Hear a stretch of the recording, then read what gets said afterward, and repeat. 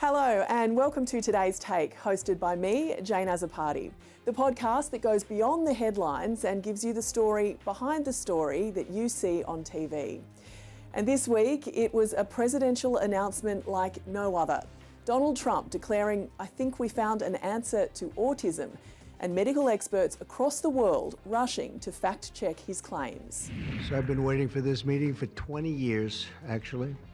Acetaminophen, which is basically commonly known as Tylenol, during pregnancy can be associated with a very increased risk of autism. So taking Tylenol is not good. The weight of evidence certainly says that there's no study that shows that paracetamol causes autism. There are some studies that show what we call an association between paracetamol use in pregnancy and autism, but there are other studies that don't show that association. And it's important to know that association doesn't mean cause. So we certainly would think it's preemptive to change medical practice based on these studies that have been done so far, and really want to reassure the public. I don't want, pregnant women right now to feel unsure about what to do. I don't want women who were pregnant in the past to feel unsure or even guilty about the fact that they took a treatment that was advised to them as being safe. There's a lot of anger and fear and anxiety surrounding this kind of misinformation. This is the kind of thing that really puts public discourse around autism way back to some really outdated narratives. Joining me now to unpack all of this is Today medical expert and the former Deputy Chief Medical Officer of Australia, Dr. Nick Coatsworth. Dr. Nick, thank you for joining Today's Take. Oh, how could I not, Jane? I mean, it's been such a massive story, as you said, that Trump sort of put a bomb under neurodevelopment this week. He sure did, and it is an incredibly complicated issue. We're really going to get into the weeds of it because it is nuanced and it is important to get it right. But I want to start, with the headline, if you will, and ask you just straight out, if you are a pregnant person right now, do you need to worry about taking paracetamol if you have a headache, a body ache or a fever? No, I don't think you do. I think we absolutely have to make that clear.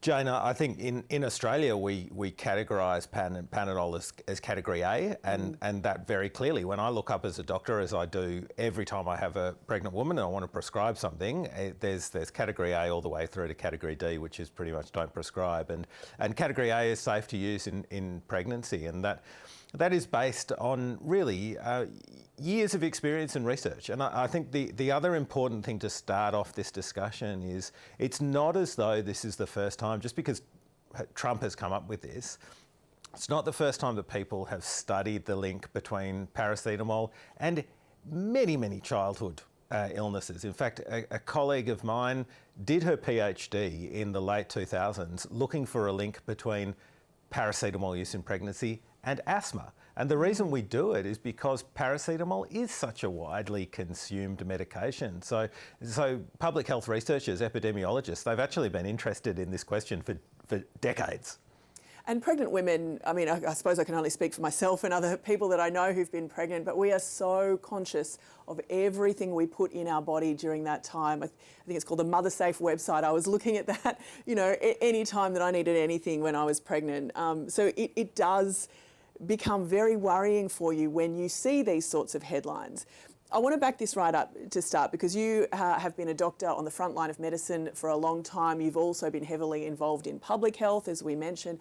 So what was your immediate reaction when you saw this press conference from Donald Trump and RFK Jr. and the others? Yeah, it was really interesting. The press conference was 4 p.m. Washington time, which was, 7 a.m. You were reading the news. Yeah. We were about to respond to that press conference. And, I think Trump expects the world to react to him in exactly the way that we did. So my first reaction was to listen to what Trump had to say, but then really try and have a listen to what his chief health advisors were saying. Marty Makary from the FDA, Jay Bhattacharya, who's head of the National Institutes of Health.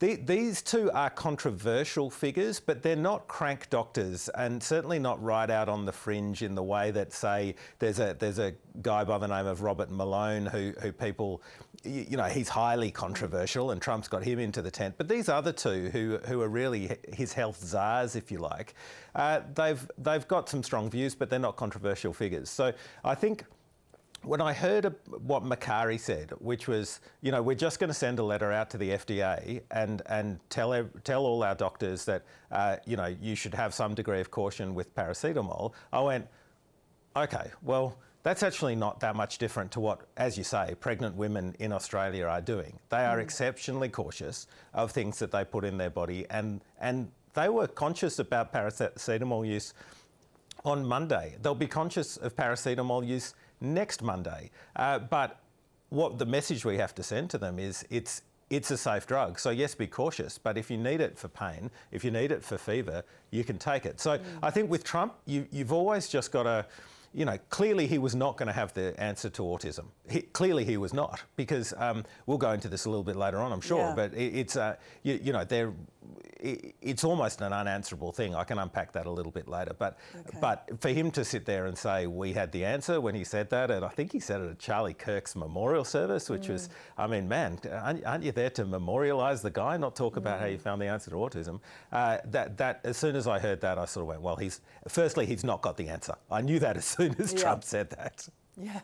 Well, the other thing that he said, and like you said, it's almost like you kind of have to listen to him, but then listen to the other people, because he was so adamant, do not take it, try and tough it out, which is, really, really strong language. So let's go through some of the claims and try to clarify what the medical evidence or the research actually says. So you mentioned there have been lots of studies on paracetamol use in pregnancy.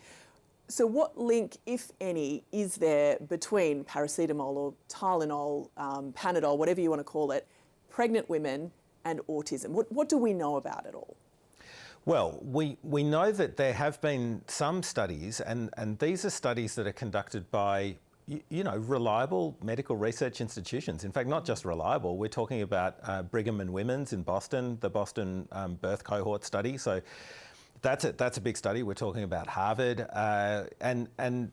but the studies have been different. So that's really important to unpack that. This birth cohort study in particular took placental blood from the umbilical cord, so umbilical cord blood at birth, about 3,000 women-child pairs, and then they followed. They stored the blood, and then they follow the progress of the child through infancy and into childhood, and then they can sort of determine some data on exposures. Now, when they classified those children as having autism, ADHD, and what we call normal neurodevelopment, whatever that is these days, they actually found that there was a higher concentration of, and they call it acetaminophen in the US, paracetamol, in the cord blood of the women who had kids with neurodevelopmental disorders. Now, that gives you a very small research signal. It doesn't prove that the Panadol is the thing that caused the neurodevelopmental changes in those kids. Firstly, the mums could have taken a Panadol because they had labour pain. Well, that's going to put your Panadol level up. Secondly, if the mum had a condition that required Panadol for a significant proportion of her pregnancy, maybe it was that condition, not the Panadol that resulted in the autism. So these are very specific studies that really can't extend that idea of causality. Panadol causes autism. It gives us a research target, but it doesn't give us the answer. Now, just very quickly then, the big population studies, when you get tens of thousands or hundreds of thousands of people, and you say, okay, well, these women took Panadol and these were the outcomes for their kids, they haven't shown any link at all. So you can see that there's different when we talk about studies in medicine, there's very different types of studies. They mean very different things, and I think all we've got at the moment is what I would call a weak association between Panadol use and autism. So there's a difference then between something being associated with and something causing, being able to say that something is the cause. How much more would you need to be able to say definitively there is a cause for something? Like, what kind of Yeah. study do you need to show that? Yeah, and we use the word grades of evidence for this. The highest grade is if you took, say, 5,000 women and told 2,500 of them to take Panadol and 2,500 not to. Now, you're never going to conduct that study, so you have to go the next level down, which would be take 5,000 women, get them to record their paracetamol use over that pregnancy so you actually know what's going on, and then try and assess how many of the kids ended up with autism or ADHD. Okay, so what? Those are hard studies to do, Yeah. but that would be the sort of study you needed to do to try and get some sort of definitive link. Okay, what about in terms of children themselves taking paracetamol? I'm not aware of any sort of link that's been advanced there, and I guess this is the problem. When you get someone like Trump who's so incapable of nuance, but don't forget, this is deliberately incapable. Like, he does this because he knows that not just his voter base, but particularly his voter base in the United States, are deeply concerned about the emergence of neurodevelopmental disorders. And he comes out and he says, we've got the answer. So he's not actually trying to stoke fear, although he does.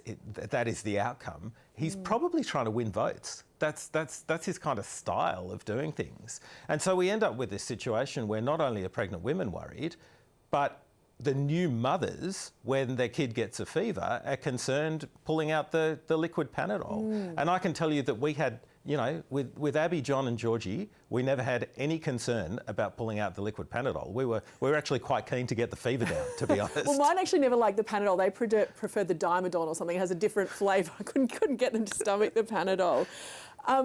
In terms of the advice that he gave, saying do not take it, just tough it out, is there any danger in doing that? Oh, yeah. I mean, I think there is. This was interesting part of, I saw some of my colleagues in Australia react to this and say you must always treat a fever in pregnancy. I'm not sure we've got evidence for that either. So I'm not sure that's, if you've got a fever and your kid's had the flu and you know that it's a respiratory virus and you don't really want to take anything, well, don't take anything. That is not going to really affect your pregnancy. I think if you've got recurrent fever over a period of a couple of days, well, it could be a urinary tract infection.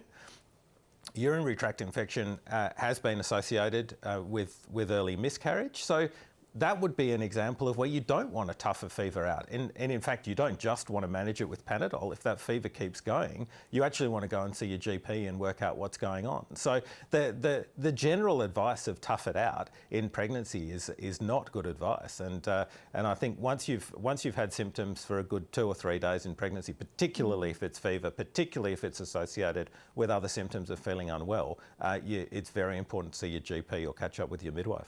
And in terms of that, if there are pregnant people listening right now, is there a difference? When we say it's classified as an A drug during pregnancy and it is safe to take, is there a difference between, I've got a headache today, I'm going to take a Panadol, and then 3 weeks later I've got a headache, I'm going to take a Panadol? Is there a difference between that and somebody who is waking up every day feeling sore and taking Panadol every day? Well, look, you'd say there should be a difference. Okay. We don't know. I think the question that I was wrestling with over the past couple of days, Jane, is what advice would I give a pregnant woman? Could you really, hand on your heart, say that you can consume Panadol in the same way during pregnancy as you can when you weren't pregnant? It's identical. I don't think we can. I actually don't think we can say that. Okay. But that actually ties in very nicely with the general principle that many women adopt, which is, okay, actually, I'm not going to do the same things in pregnancy as when I wasn't pregnant.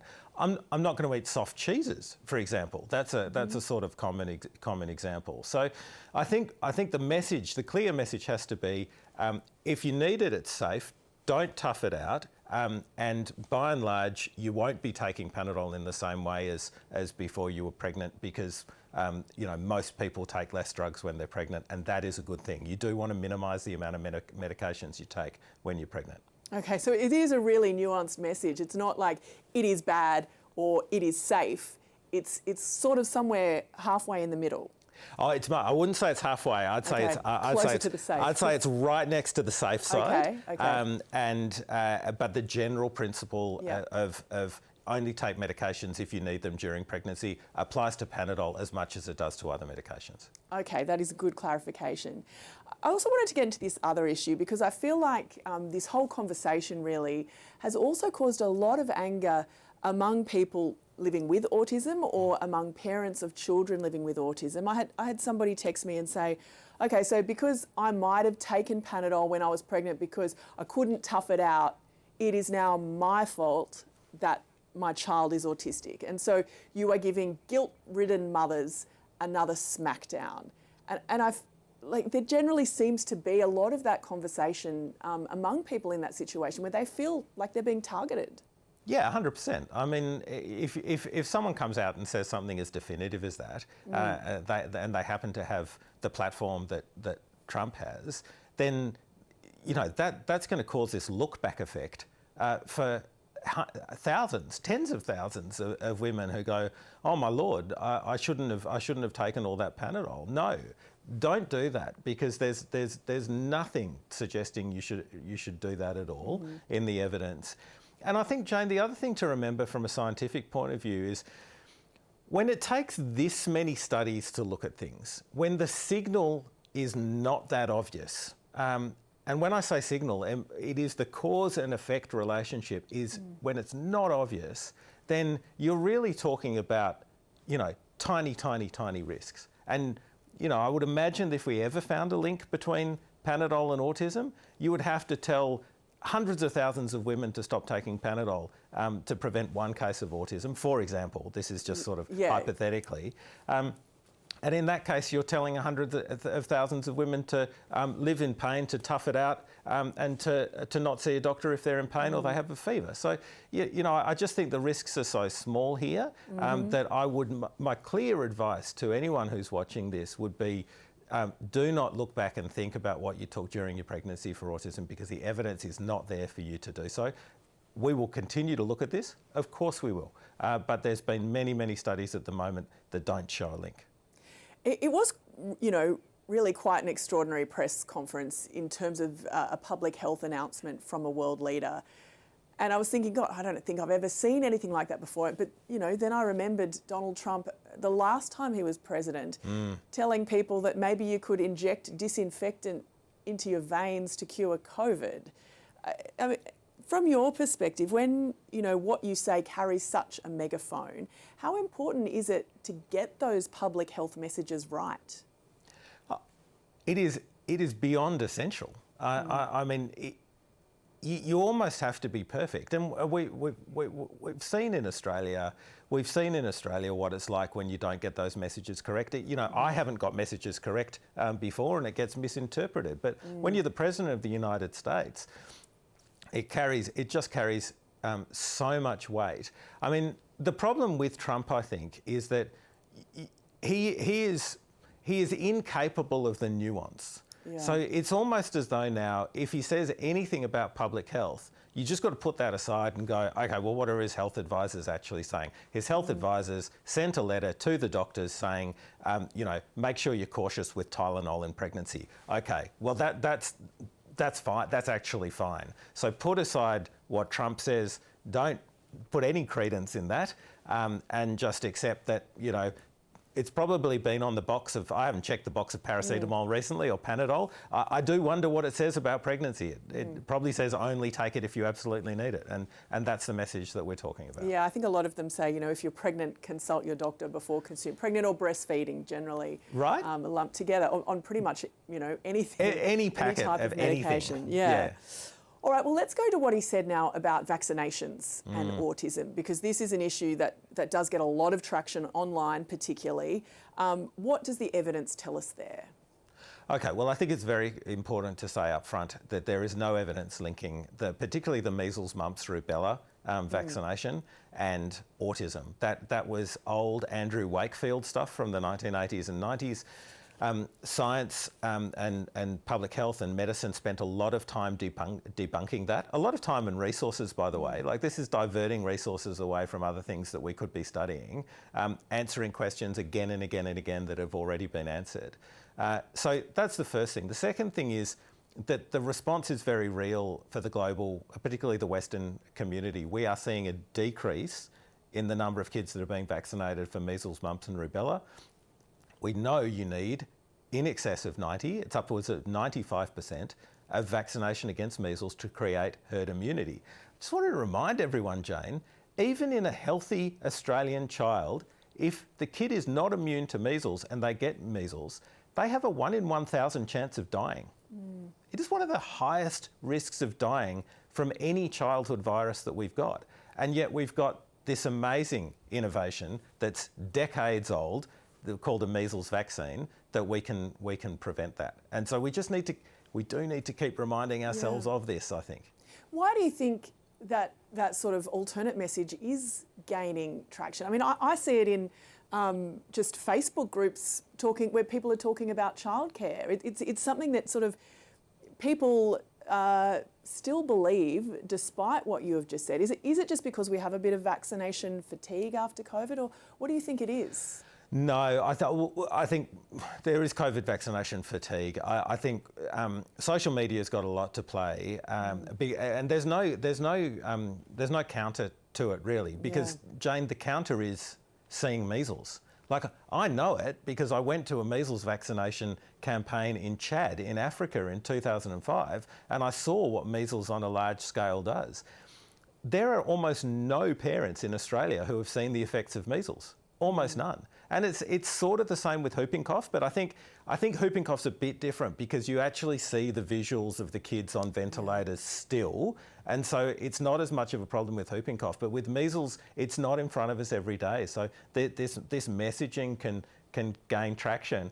On the other side of the coin, which is what Trump's trying to capitalise on, is there is an increase in the number of diagnoses of neurodevelopmental delay or divergence or autism spectrum disorder, and people are looking for answers for this. Unfortunately, they're looking in the wrong spot. I'm going to get into that with you too, but I also want to get to this other point that he mentioned. He said that there are communities where people don't get vaccinated and they don't take drugs and there is no autism. And then he sort of referred to RFK Jr., who made a comment about the Amish community, perhaps. Is there any truth to that statement? Look, I don't know. I don't think there is. I mean, where I get my sources of information from, people have mentioned this so-called Amish connection and pointed out cases of neurodevelopmental issues within the Amish communities. I don't think it's been well studied. So I actually can't truly say that's wrong, but I certainly don't think it's right. And there's so many other reasons why the Amish population might be different that have got nothing to do with whether they get vaccinated or not. Yeah, okay. I'm talking about we're not talking about a small community. We're talking about countrywide studies involving millions and millions of kids and showing no link between vaccines and autism. Great studies out of Scandinavia and repeated studies over many, many years. Well, that's what we should be amplifying, right? It's hard to amplify that sort of positive message, isn't it? It just doesn't. It just doesn't get the traction. But I don't think we can stop trying. We have to. Yeah. What is it about good news? Why doesn't good news rate? Is what some people would say. Yeah. Well, that's right. We might not have careers if that was the case. Yeah, well, yeah, that's true. Now, you mentioned that there has been this increase in the number of people being diagnosed as being on the autism spectrum. Why do you think that is? Okay, well, I think the first thing is let's define autism. Autism is more like a range of behaviours that go from quite severe through to really quite mild, and it's about communication with others. It's about how you perceive the world, and it does in some cases cause delay or an inability for a child and then an adult to function in the same way as someone who doesn't have those sort of behaviours. Now, and you've seen that I haven't used the word condition there or disorder. Yeah. And when you think about it in those sort of terms and think about the range between, you know, kids who really, they cannot communicate, they don't develop language, all the way through to kids that are at school but require more assistance. You can understand that to call this even one condition is probably incorrect. It's diagnosed by criteria. There is no blood test, there is no brain scan, there is no biomarker, and I would be prepared to, you know, put with some degree of confidence, say I don't think there will be, because I suspect the whole range of of behaviours that we call autism are actually different things going on. That's why it's so hard to pin a drug like paracetamol or anything really onto it, because there's this big range. The range also accounts for the increase in diagnosis, and we do know that the major increase in diagnosis has been in the mild to moderate category. So, you know, in layman's terms, say back in the 80s, we didn't really, you know, people had to exhibit probably more extreme versions of that behaviour to be diagnosed with anything. And now we've sort of said, well, you know, the rate of diagnosis has crept so far lower that it just encompasses more people anyway. And perhaps there would have been more people diagnosed in the 80s, but we just didn't do it the same way. I reckon that's probably the most likely explanation. I have to confess, I haven't dug into the actual numbers of kids with severe autism being diagnosed, and I think I'd have to look at that. But I think we can, with a good degree of confidence, say that a lot of those numbers are in the mild to moderate category. Yeah. Of course, that doesn't mean we shouldn't be diagnosing it. Of course we should, because, you know, we want those kids who, you know, they're still at school. They're having trouble communicating with their peers. They perceive the world a little bit differently, all those kind of things. They do need some help. And the difference between the 80s is we weren't doing anything for those kids in the 80s. We were sort of just asking them to conform, which we don't do anymore. So I think there's been a real shift in what our expectations are of young kids and what society's expectations are of how we should help them and assist them and bring them in to the community of schools and help them engage in a fulfilling great life in the community. So that's a great thing. That's a positive thing. So when we talk about, do we know what causes autism? I mean, it sort of strikes me a little bit like, is it something that can even have a cause, or is it just the way someone is, just part of who they are and part of their personality? Yeah, I mean, I think on some level that is going to be the case. I think that is a hard thing to say to someone who's got a severely autistic child. I mean, and there's the spectrum again. There's the spectrum again, and you know, the research and there is good research going on looking at what is actually happening in the brains of children with severe autism to see if there's any reasons, any targets, the therapeutic targets, all that kind of thing. That's what science and medicine is doing, and then what society is doing is making sure that we support those kids as well as we can, and then we're off into things like the NDIS, things like foundational supports, but the important thing is that we're working hard to support those kids. And so is there, you know, continued research into what may or may not cause autism? Do you think we would ever know if there is a cause and what it might be? I think it's possible that within that big spectrum, we might narrow things down into for those in the severe category of autism, we may find that there is a very specific condition that's going on, or a series of conditions, and that there might be a therapeutic target for those in the future, a medicine, or there might be some causes established. But at the moment, we've got this massive basket, and you know, going right back to the start, this is how something like Trump's comment can gain traction. We've got a big number of kids who are being diagnosed with this condition. We've got a drug that's consumed by a large number of women. Someone makes an association with it, and that's when the problems start. And we're really not comparing apples and apples within that spectrum of kids that have neurodevelopmental difference. Yeah, and it is a tricky thing to talk about largely because of that reason, because, you know, everybody's experience is so different and so individual. So for parents of children with autism right now who may be feeling like they were attacked by this announcement or feel uncomfortable by this announcement, what's the best thing we can do to support those families and those children in living the best lives that they can all live? Yeah, well, I think the first thing is we've just got to remember that that President Donald Trump is a unique political figure in our lifetime, and he will do things for reaction all the time. That's number one. He's incapable of nuance. He doesn't see grey areas, and he says weird things to women like "tough it out." So he can kind of be dismissed. Then look at what their doctors said, and although I don't agree with everything that his three health stars said, I think it's reasonable that they were just repeating what's on a packet of Panadol. It says, if you can consume medications, during pregnancy, see your doctor, or whatever it says. So I think that's fine.